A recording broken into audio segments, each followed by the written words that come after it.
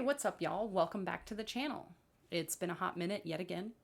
All right, so my last video, you guys got to see about the Springfields that I own.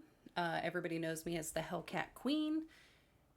I love my Springfields. Springfield steel is number one in my house if you count the ARs that I have. However, there is one brand in particular that is about to take over on the handgun side of things. If you've seen anything about what I've posted so far, handguns tends to be my preference. So the first handgun I ever owned is on video, me disassembling it. Still working on finishing off the Cerakote. It's been a little bit difficult finding the proper setup for me because I don't necessarily have the room for an air compressor and all those things. But hopefully I will finish that soon and be able to do the assembly video. That was the Taurus G2C. Like I said, that's the first handgun I ever bought. It was like 250 bucks. You can't beat it. It's really not that bad. I just wasn't a fan of carrying it. So before we get into the brand that is taking over the handgun side of my house, I'm going to talk about another brand that I do currently have. I am seriously thinking about getting rid of it because I really wasn't superly impressed with it. So let's talk about that first. And as much as it pains me to have to say this, because the controversy going on with this company right now is utterly ridiculous, and I do not support their lies and stuff whatsoever. However, a majority of what they make is decent. So the first one that I'm going to talk about is the P365 Fuse. So as we know, there's 12 billion different iterations of the P365. So far, these have been great on the market. They've been the number one selling handgun for many years. I was never thoroughly impressed with the P365, the X, the XL. The macro grip was a little bit better. However, I still just wasn't fully sold on these guns. However, then they released the P365 Fuse, which is what I'm holding here. So the Fuse is basically SIG's way of making a concealed handgun essentially full size. So this has a 4.3 inch barrel, but it's still slim and everything just like the regular P365. Mine did not come with the LXG grip, which you will see on SIG's website and everything. Mine came with the macro grip. So still has the interchangeable back straps. I have the flared magwell. I did not get the nickel boron trigger. This is just the standard flat black trigger. It has that 4.3 inch barrel. The P365 Fuse also has some better serrations for racking the slide. It's also just generally easier to rack than the standard. This one has the X-Ray 3 day and night sights, front and back, whereas the version you will see on SIG's website is going to have a fiber optic front and I believe, black serrated rear. This one did come with the optic. This has the Romeo X Compact. Thankfully, SIG has tried to get away from the Zero Elite because I think it's crap for what you pay for it. The controls are harder to use. This one's a bit easier.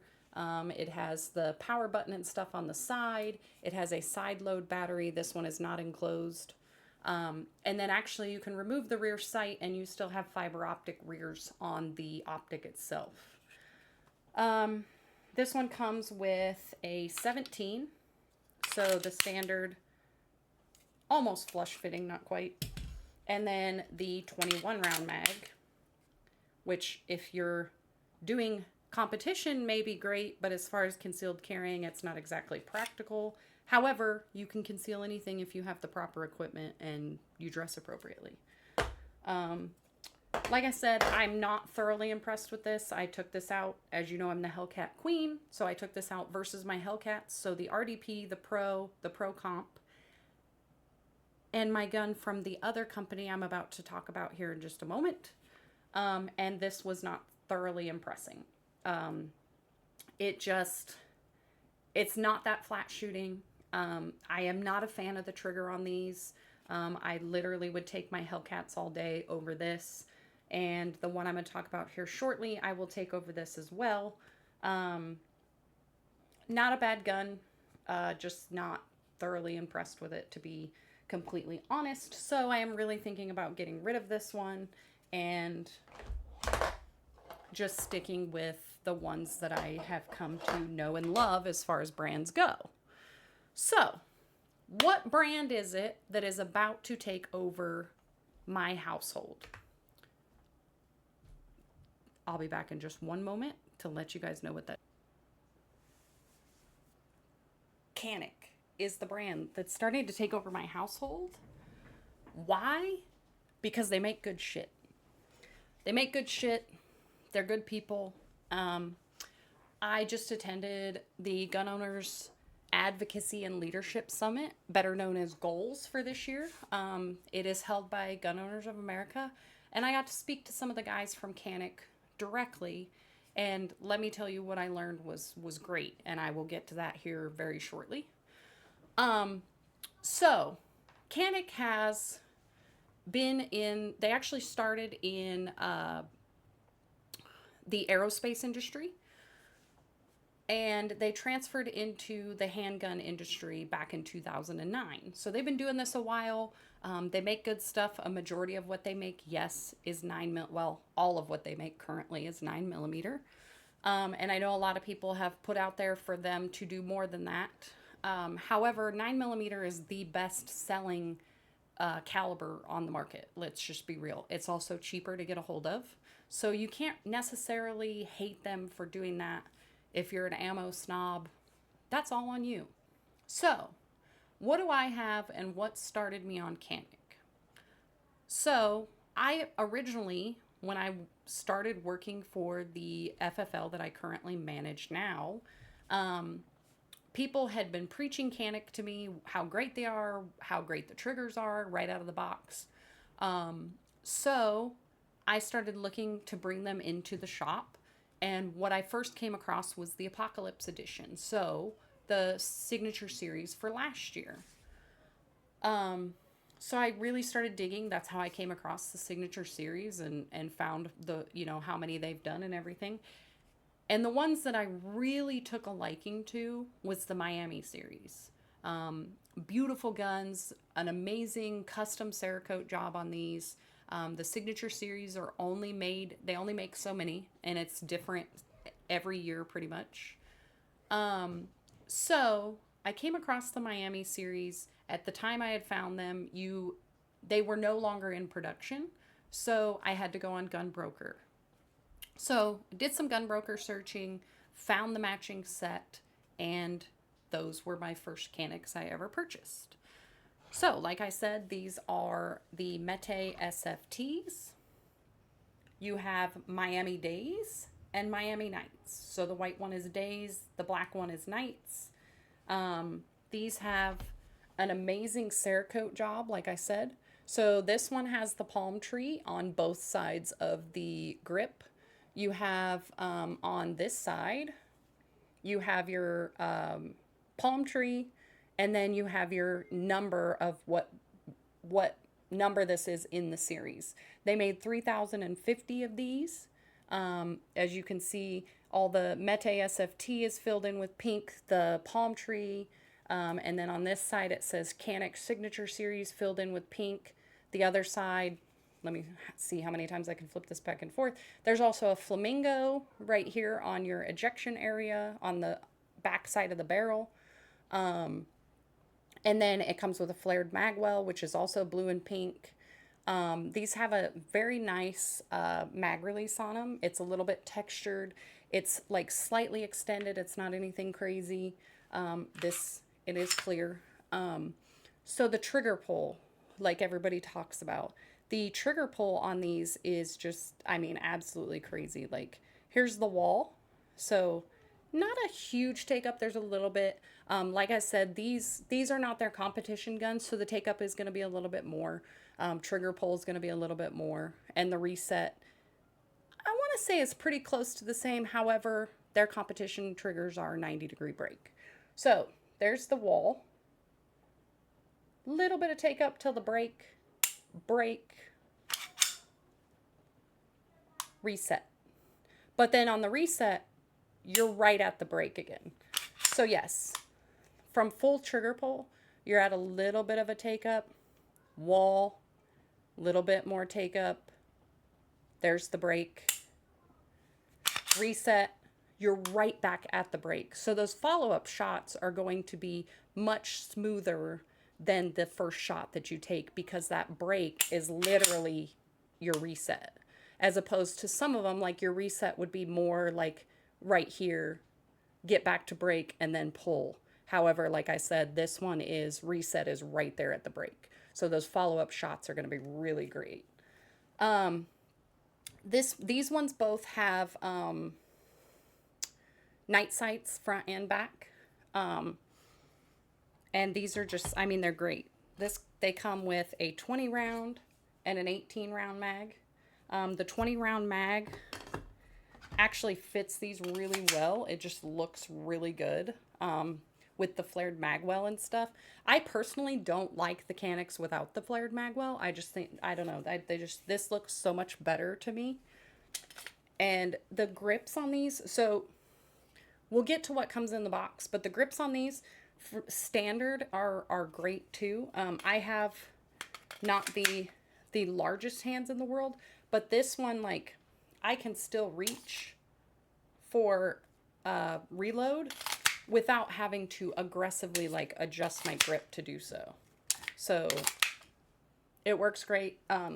It's also reversible, which when I was in the Marine Corps, that's what I did with my M9 anyways, was I would always switch. So I would use my middle finger to do my reloads.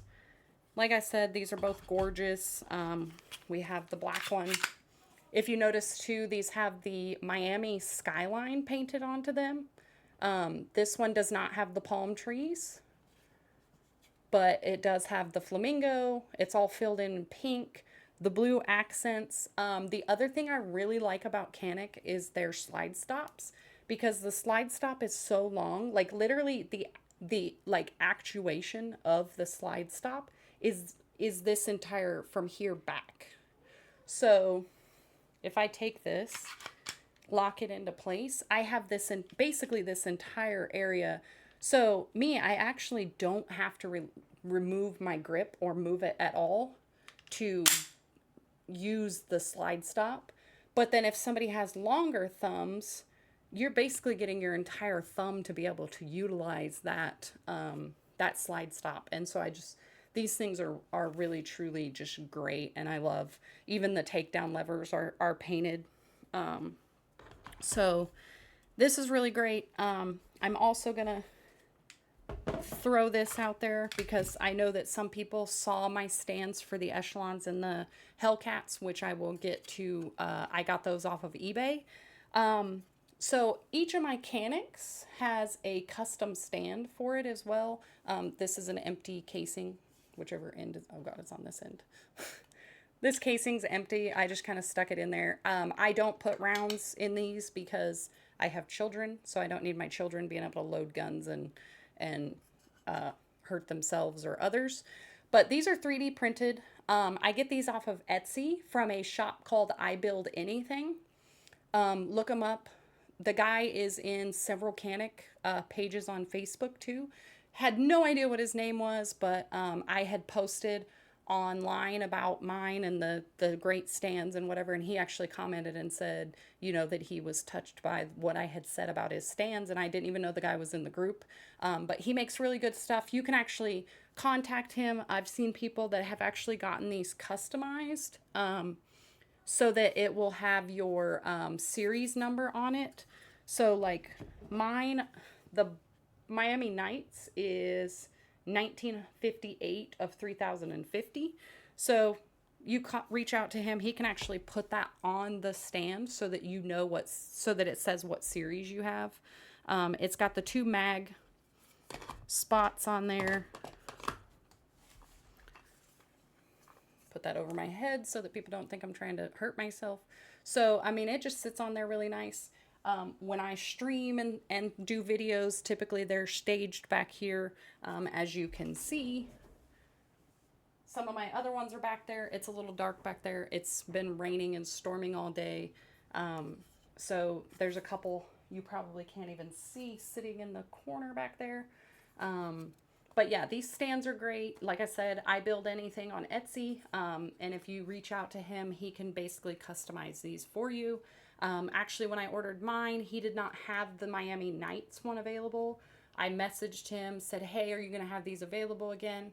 Something had happened to his 3D printers, but I mean, it was within a couple of days that he had one ready to go, and I ordered them immediately. And I literally have ordered every one of my Canik stands from him directly.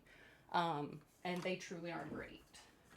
So, on to the next Canik that I have.